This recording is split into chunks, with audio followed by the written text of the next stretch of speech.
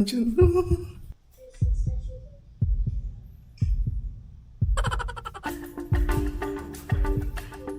makapal? Kasi sabi nila, pag makapal may paper, rejected siya. Bakit ang buhok ko? Open na. Paper means something. Maybe they mentioned. It's rejected.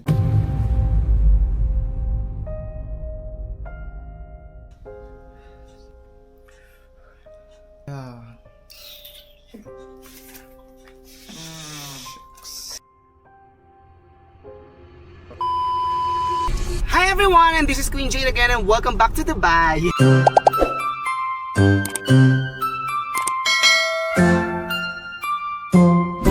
Yes, nandito tayo ulit sa Dubai. Galing na pa tayo ng Pakistan. Dumating tayo last night at around 3:30 AM. Kasi umalis ako doon ng 1 PM. Hinatid ako ni Arshad. Ayan, hindi na ako masyado nakapag-vlog doon kasi medyo pagoda na din, antok. Pero since kinuha naman ako ng video, so ayan, nung nag-arrive tayo sa Islamabad Airport, dinaan niya ako dyan 11:30 PM. Hanggang sa nakabalik na ako dito. One day, dahil tomorrow may flight po ulit tayo and we're going back to Madrid, Spain! Yes, pabalik ko tayo dyan. And abangan nyo yung vlog ko dyan kung paano makakuha ng Schengen visa. And also, ngayon, meron lang tayo almost 24 hours dito. Meron lang tayong dalawang shoot. So, kailangan natin lumaba ng dalawang shoot sa Dubai. Work tayo saglit bago tayo ulit magbakasyon since may one day naman tayo dito. Kaya, nagmamadali ako dahil pares ako dahil meron akong kailangan din nga i-meet ngayon para mahabol ko siya, okay? So, see you later, guys. Bye! I love you all. Let's go Dubai! So, bali, 6 days lang tayo dun sa Pakistan dahil nga gusto ko lang, sabi ko sa inyo, mag-rest for a while, di ba? Hindi tayo masyadong nagtagal. And ang flight talaga natin, ang talagang pupunta natin is bawal kayo sa Europe. Medyo shaky. Nakatayo lang dito yung camera. Balikan ko na lang kayo mamaya kasi bawal hawakan to pagka nagmamaneho, okay? Love you all.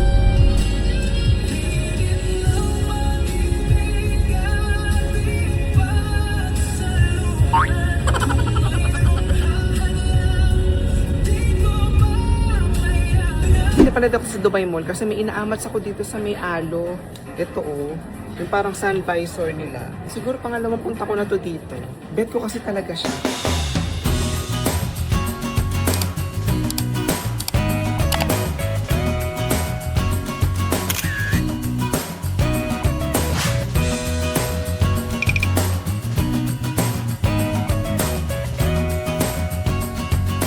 And hi guys! Good morning! Andito tayo sa Airport Terminal 3 kasi we are flying via Emirates Airline.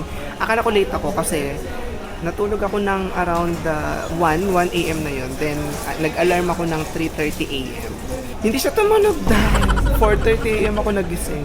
Tapos super nagkumahog na ako sa pagpe-prepare and all. Hanggang sa ayun, finally 6:30 AM pa naman yung boarding. So carry lang.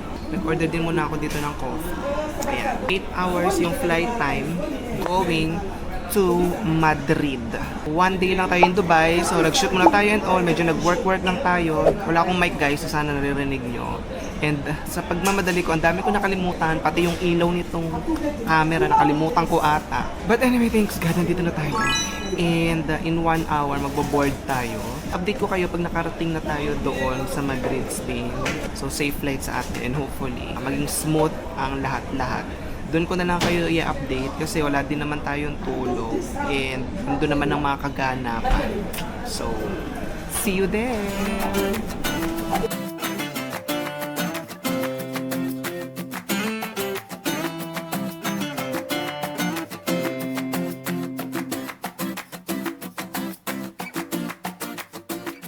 Hi guys! And finally, dito tayo sa Madrid, Spain! So dito na ako nakapag-vlog kanina kasi hindi ako makapag-video dahil dalawang luggage yung dala ko, dalawang mabigat na luggage. So, dalawa lang ang kamay ko. Di ba ako octopus, diba? Dumating tayo dito 1 PM pero time check it's almost 4 PM na. After dito mag-Italy tayo.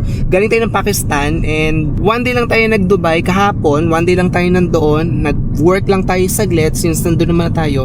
Then the next day, lipad na tayo dito sa Madrid. So, next vlog ko, share ko sa inyo kung paano ko nakakuha ng Schengen visa, paano, anong mga requirements kung nagpa-plan kayong magpunta ng Europe, But for now, punta muna tayo sa ating hotel. Mamaya, i-tour ko kayo ng konti sa ating hotel. Then, magpapahinga muna tayo kasi medyo wala talaga tayong tulog ngayon. So, ayun lang. And see you again in my next vlog. Hope you guys keep on subscribing and liking on my YouTube channel. And this is Queen Jade again. See you again in my next vlog. Bye!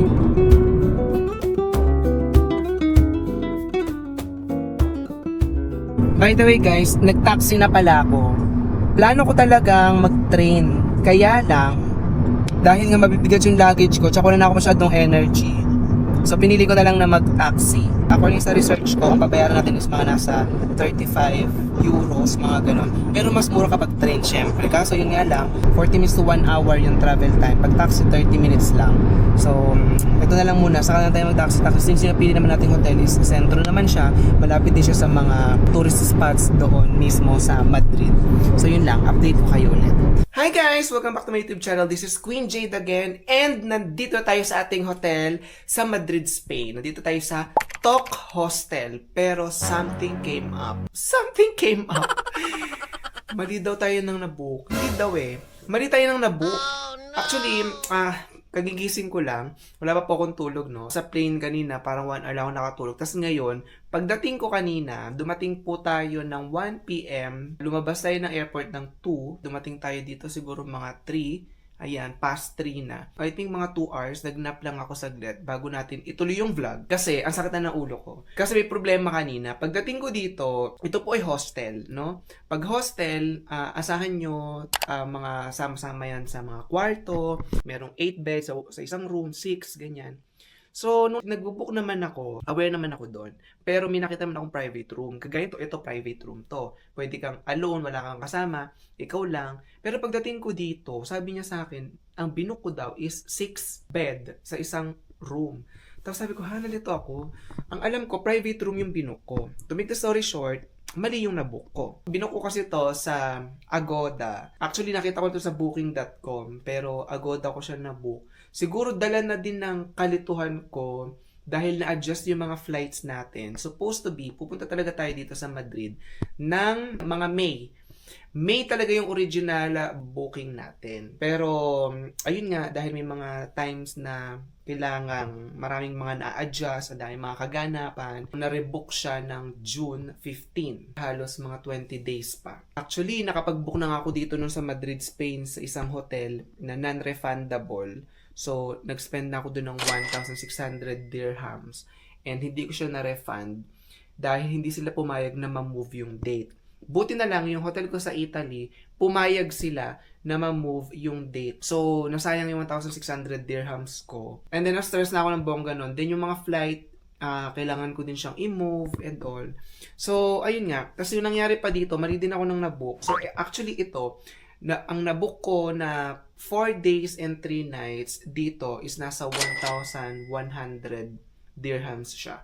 1,100 dirhams plus, mga ganyan. For 4 days and 3 nights. Pero yun nga, 6 bed doon. So, 6 people yon sa isang room. Sabi ko, ala, hindi pwede. Hindi ako sanay kasi, I mean, nagva-vlog tayo and mababaw ang tulog ko eh. So, hindi ako sanay, baka alam mo magising-gising. So, wala namang choice kasi nga, ang available lang na private room is for 2 night lang. So, nag-add ako ng 80 euros, which is mga nasa 380 dirhams. Etong room na to, private room to, so additional na to. Dahil nga mali nga yung nabook ko. Since nangyari, wala naman tayong magagawa. Pero, bibigyan ko kayo ng quick tour. Maganda siya. Oh, I love it. Kasi kaya nga naiinis ako kasi sabi ko, gusto ko to.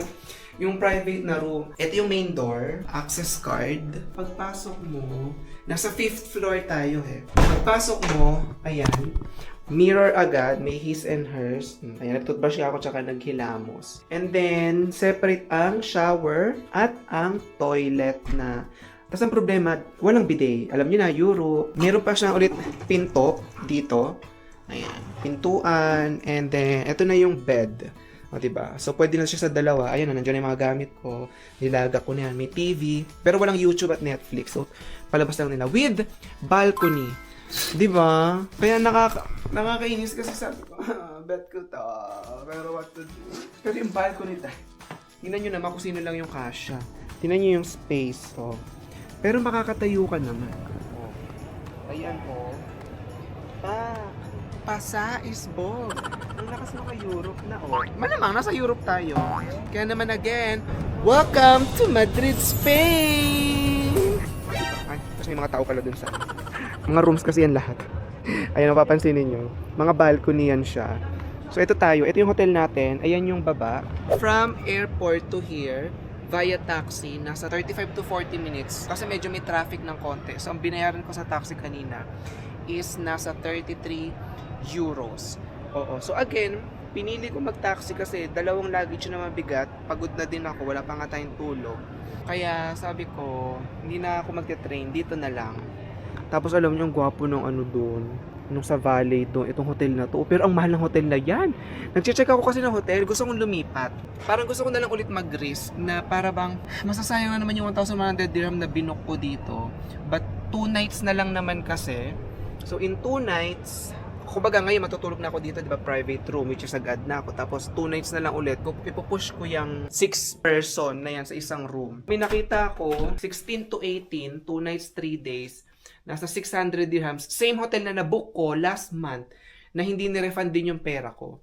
So, I mean, yung gusto ko lang ba is yung privacy. Although, wala na akong magagawa. Nangyari na nangyari. So, hindi ko naman na pwede pang masyadong dibdibin. Dahil wala naman akong dibdib. May stress lang ako. So, yun na lang yung naisip ko. Pero pinag-iisipan ko pa. Chine-check ko pa kung gusto ko ding itignan mamaya kung ano bang status doon. Makakatulog ba ako doon? Pero kasi imagine guys, paano ako makakapag-vlog-vlog ng ganito, kagaya niyan, kung 6 kami doon. But anyways, sabi ko nga sa inyo, di ba, continuation ng vlog natin, dito po sa Madrid, Spain, 4 days tayo mag-i-stay dito. And I'm gonna share you kung papaano din makakuha ng Schengen visa. Ang daming aberyano, pero itatry ko i-summarize lahat ng mga naganap sa buhay ko. Isa-isahin natin siya. Una, nag-apply po ako ng visa to Netherlands. Ito po ay month of February 28. So, nung nag-file ako ng February 25 yung appointment, 28 yung nag-start yung war sa UAE. So, nung nag-start yung war sa UAE ng 28, mid of March, binalik nila lahat ng mga passport dahil sa war.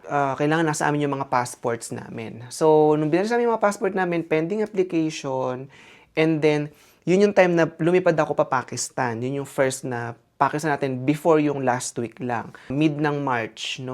Nakareceive ulit ako ng email, katapusan ng March. Kailangan ko nang ibalik yung passport kasi i-continue na yung processing ng Netherlands. But yung itinerary doon na nakadeclare ng travel ko to Netherlands was April 28 to May 6, parang mga ganyan. Naibalik ko yung passport ko ng mid na ng April kasi nasa Pakistan pa ako. Kasi sabi naman, kailangan ibalik yung passport on or before April 20.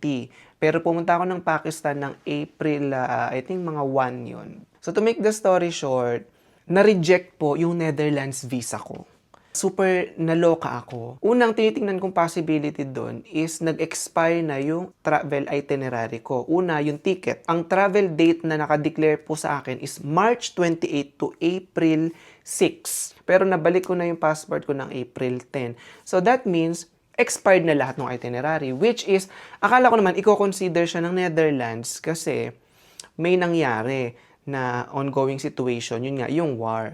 And wala din naman kasing advice sa akin na kailangan kong i-update yung travel itinerary ko. The reason of the rejection of my Netherlands visa was, it's all about travel itinerary. Hindi siya nagmamatch and maybe I will not come back. Dalawa yun eh. Kasi bibigyan kayo ng rejection paper dyan. Kapag nare-reject kayo, may paper yan. May mga reasons dyan. So, dalawa. Una, about itinerary. Pangalawa, baka daw hindi na ako bumalik once may visa expired. Pero, inilaban ko, hindi ako nag-appeal. Nag-try ako mag-apply ng Iceland. Kasi yun na lang yung nearest. Kasi gusto kong pumunta ng Europe ng May or June, ganyan. So, ayun nga. So, nakakita ko Iceland, nag-re-apply ako. Regarding po sa mga application, mga Schengen area, magkaiba yan eh. Sa Netherlands kasi, 6 months bank statement yung kailangan nila. Sa Iceland, 3 months lang po yung hiningi sa akin. Pero, ang pinaka-importante kasi pag nag-apply kayo ng Schengen visa is yung mga ties ninyo sa country na panggagalingan nyo. Like for example, yung UAE. Ang mga pinresent ko, yung Emirates ID ko, trade license copy kasi may business po tayo sa UAE, 'di ba? So, yun yung Queen Jade Advertising. So, yung license na yon, and then yung ijari ng company, which is under tayo ng Ajman. Tapos, binigay ko na rin yung driver's license ko, yung car registration, ijari ng bahay. Kasi you really have to prove na babalik eh. Ano ba yung mga ties mo sa UAE? So, lahat ng mga ties ko, kailangan mong patunayan yon. Yun po yung pinaka-importante. Kasi, kahit na malaki yung bank statement mo, yung pera mo, pag nakita nila na wala ka masyadong ties, na may doubt sila na baka hindi ka na bumalik sa country of origin na pinanggalingan mo, marireject ka. So, binigay ko yun lahat. And then, syempre, bank statement. Ang kapal, as in, siguro mga ganyan kakapal yung paper.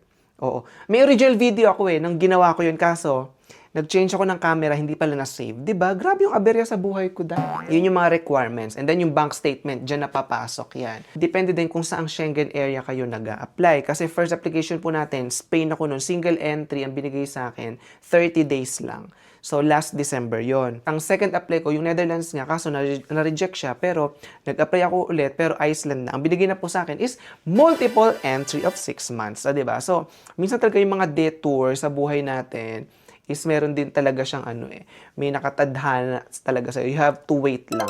So, diba, imagine, na-down ako nung na-reject yung Netherlands visa ko, pero ang ibibigay naman pala sa akin is multiple entry. Kung working naman kasi kayo, like for example, nagwo-work kayo sa isang company, yun ang hindi ko na masyadong alam sa mga requirements. Pero for sure, NOC. Oo, yan ang mahalaga. Kailangan nyo ng NOC kung nag-work kayo sa company na inaalo kayo. Kasi kahit ako, even ako, kailangan ko rin pala ng NOC.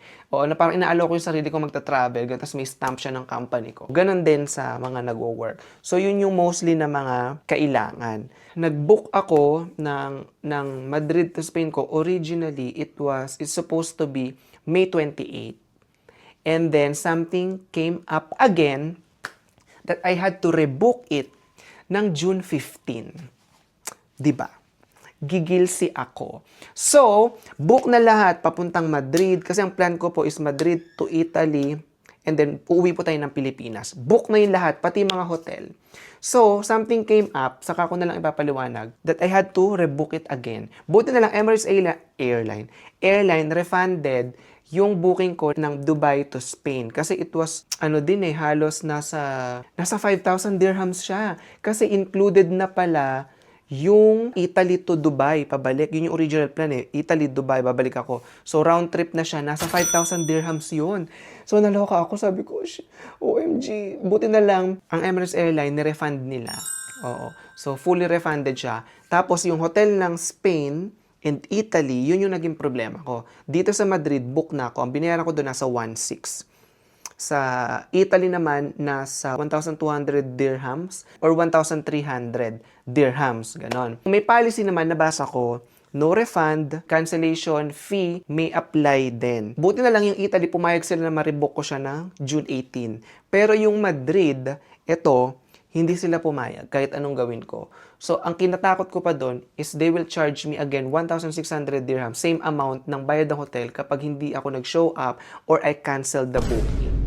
Though nag-i-email ako, nagme-message ako sa support, dumawag ako mismo sa hotel, kaso ayaw nila. But, hindi naman ako na-charge, but yun lang, hindi na na-refund yung 1,600 dirhams ko. Sabi ko, hayaan mo na, kikitain natin ulit yan. Sabi ko, focus lang tayo sa goal.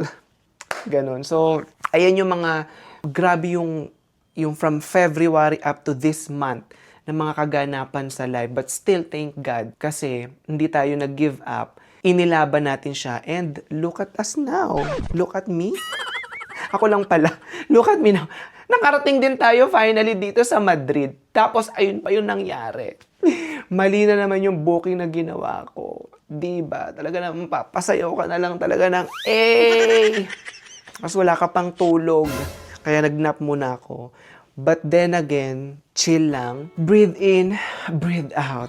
So ngayon, pag-iisipan ko pa din kung ano ba yung gagawin ko. Magbubook ako ng another hotel or gagamitin ko yung nabook ko dito. Pinag-iisipan ko pa din siya pero kasi nangingibabaw yung, alam niyo naman, umiibabaw tayo, di ba? Nangingibabaw yung thought sa akin na may kasama ako sa bahay, 6 kami. Tapos, paano ako magva-vlog, paano ako magbibis, paano ako, lahat. Actually, first time ko nag-hostel. Buti nga, may mga private rooms. Ayun, kaganito, private nga, diba? So far, bukas, mag-explore tayo. Very light. Oo, gusto ko lang maging chill tong vlog na to kasi super busy talaga natin this past few weeks and months. Ayun na gusto ko lang i-share din sa inyo sa mga nagtatanong paano mag-apply. Ito po again via VFS Global to sa Dubai. Oh, anyway, lahat naman VFS ang gamit.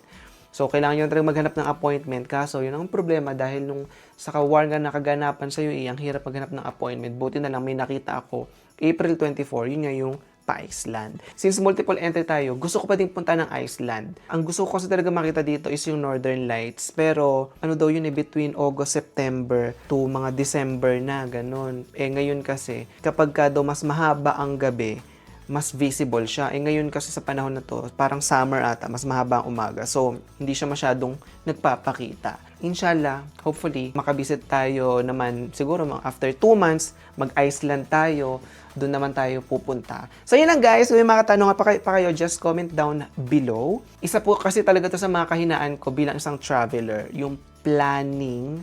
Kasi hindi talaga ako maplano sa travel. Isa sa mga weaknesses ko talaga yan. Mostly kapag may kasama ako, for example, si Arshad or friends, sila yung nagpa-plan. For the go lang ako, for the sunod lang ako. Yan po talaga mostly nangyayari pag ako ang nagpa-plano. May pagka-bobo talaga ako.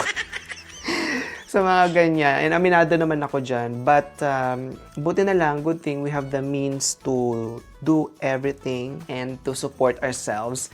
And thank you again guys for watching. I-insert ko dito yung video reaction ko. Kasi may copy ako eh. Actually, may video din ako nung nag-apply ako for Netherlands eh. Pero, yun nga, nagpalit tayo ng camera na wala, na-delete. Ang nakip ko is yung video reaction ko nung dumating na yung result nung Netherlands visa ko. Na-excited pa ako. Tumawag pa si Arshad. Tapos, refused pala. Just watch this. Diyan na.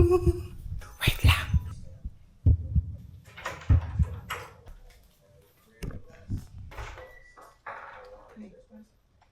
ID and press.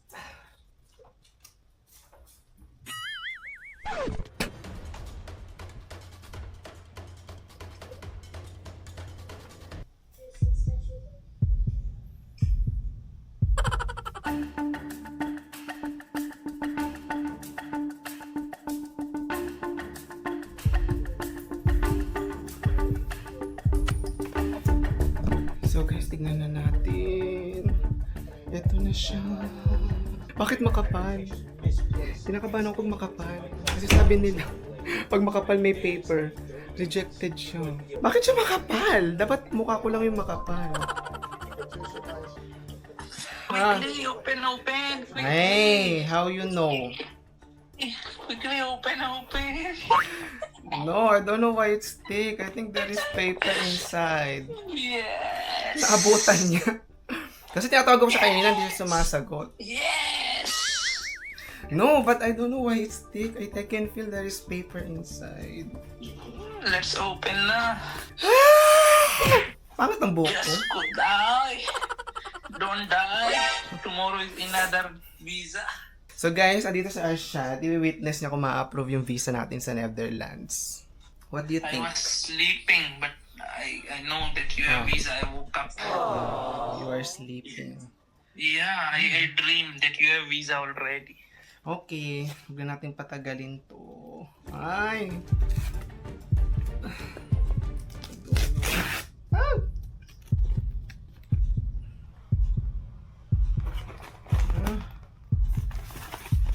Oh, there is paper, Arshad.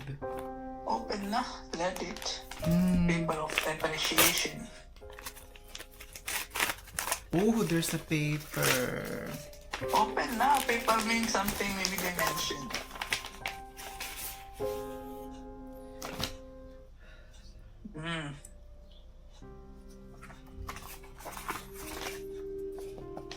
What it's saying.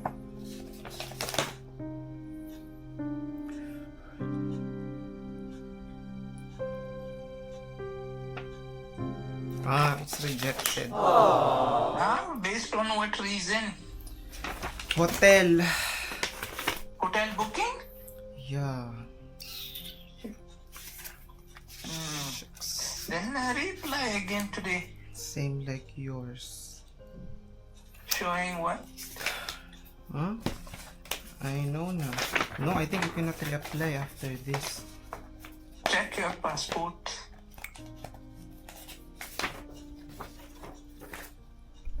Let's stop this YouTube, yara.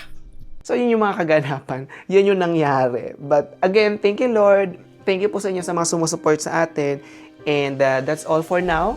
And again, sana patuloy niyo po akong suporta dito sa YouTube. Subscribe and like and share my video and click the notification bell para updated kayo palagi sa ating mga YouTube vlogs. See you again. Bye!